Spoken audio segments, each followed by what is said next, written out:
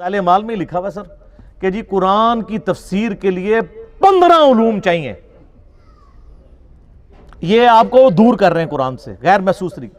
اور انہوں نے کہا کہ جی 14 کے تو نام گنوائے. انہوں نے کہا 14 تو آپ حاصل کر لیں گے, 15واں جو ہے وہبی ہے. وہبی کہتے ہیں جو گاڈ گفٹڈ ہو, وہ خاص لوگوں کو ہی ملتا ہے. تاکہ آپ 14 حاصل بھی کریں, کہیں گے 15واں تو کوئی نہیں نا, وہ تو وہبی ہے. وہبی نہیں, وہبی. کتنی دشمنی اس پہ تر رہا یہ کہ پھر باقاعدہ ایک خواب لکھا کہ امام احمد, یہ فضائل اعمال میں سر لکھا ہوا ہے کہ امام احمد بن حنبل رحمۃ اللہ علیہ نے خواب میں اللہ کی زیارت کی. جھوٹ. بازید بستامی کے بارے میں کشف المحجوب میں لکھا ہے کہ انہوں نے اللہ کی زیارت کی ڈائریکٹ.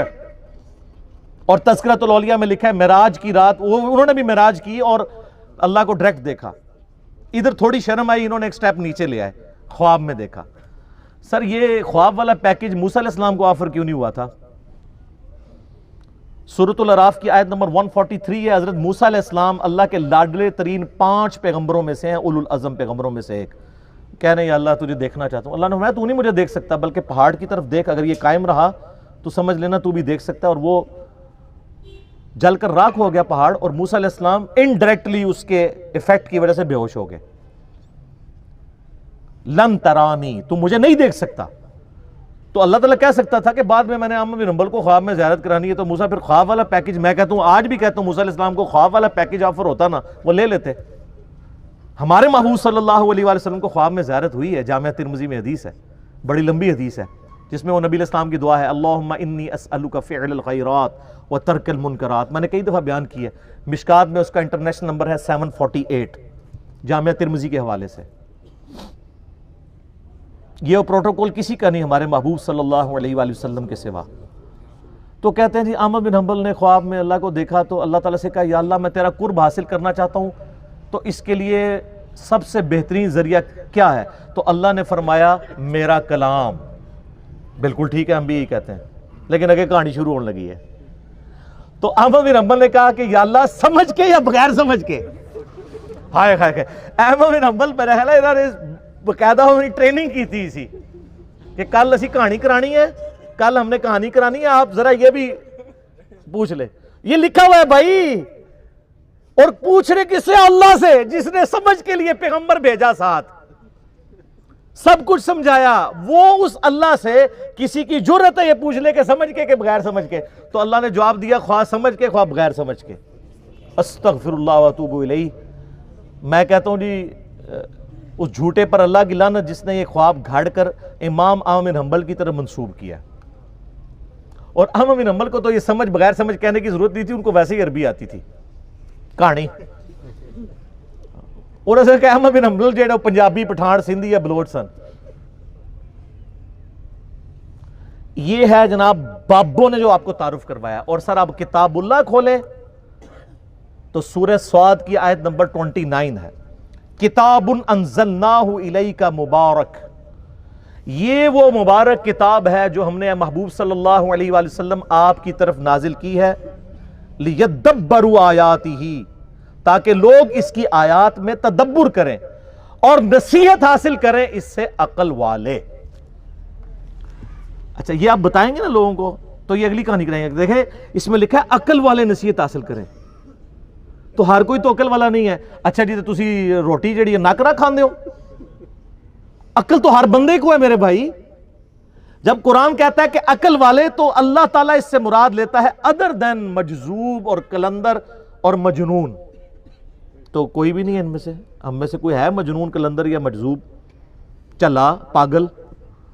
وہ صحیح بخاری میں تعلیقاً روایت ہے, مولا علی کے قول ہے, امام بخاری چیپٹر کی ہیڈنگ میں لے کے ہیں. اور سنن ابن ماجہ میں مولا علی علیہ السلام نے نبی علیہ السلام سے یہ روایت کی ہے کہ 3 قسم کے لوگ ہیں جن سے اللہ نے شریعت کا قلم اٹھا لیا ہے: سویا ہوا شخص, اور نابالغ, اور تیسرا جو شخص پاگل ہے, جس کو آپ مجذوب کہہ لیں, مجنون کہہ لیں, کلندر کہہ لیں. اس کو عقل نہیں ہے, اس کی پوچھ نہیں ہے. باقی تو ہر بندہ عقل والا ہے. تو عقل والے سے مراد ہر وہ انسان جس کی عقل سلامت ہے, وہ پاگل نہیں ہوا. اور جو اپنی عقل کے ہوتے ہوئے اپنی عقل کو استعمال نہ کرے تو اس کو اللہ تعالیٰ نے قرآن میں کہا ہے یہ جانور سے بھی بدتر ہے.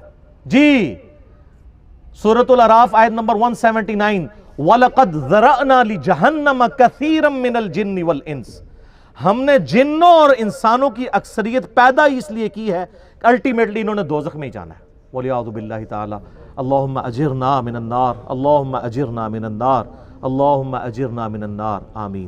پھر اللہ تعالیٰ ساتھ ہی فرماتا ہے ہم نے انہیں عقل دی تھی یہ سوچتے نہیں, ان کو کان دیے تھے یہ سنتے نہیں, ان کو آنکھیں دی تھی یہ دیکھتے نہیں. عبرت والا دیکھنا.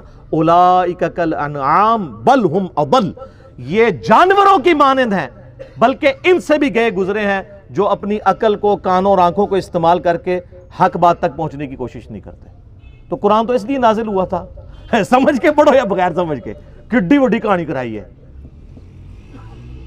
اور یہ فضائل اعمال شریف میں لکھی ہوئی ہے.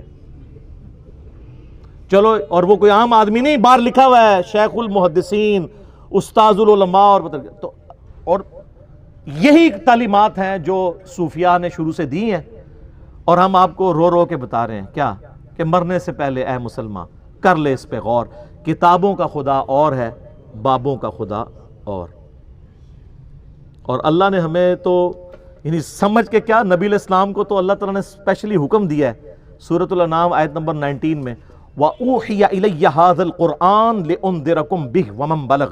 اے نبی علیہ السلام فرما دیجئے قرآن اللہ نے مجھے اس لیے وحی کیا ہے تاکہ اس کے ذریعے میں تمہیں بھی ڈر سناؤں آخرت کا, اور جس تک اس کی دعوت پہنچ جائے اسی کتاب کے ذریعے ہدایت دے لوگوں کو. فضائل اعمال فضائل سنت یا کسی مولوی کی لکھی ہوئی کتاب سے نہیں, اللہ کی کتاب سے.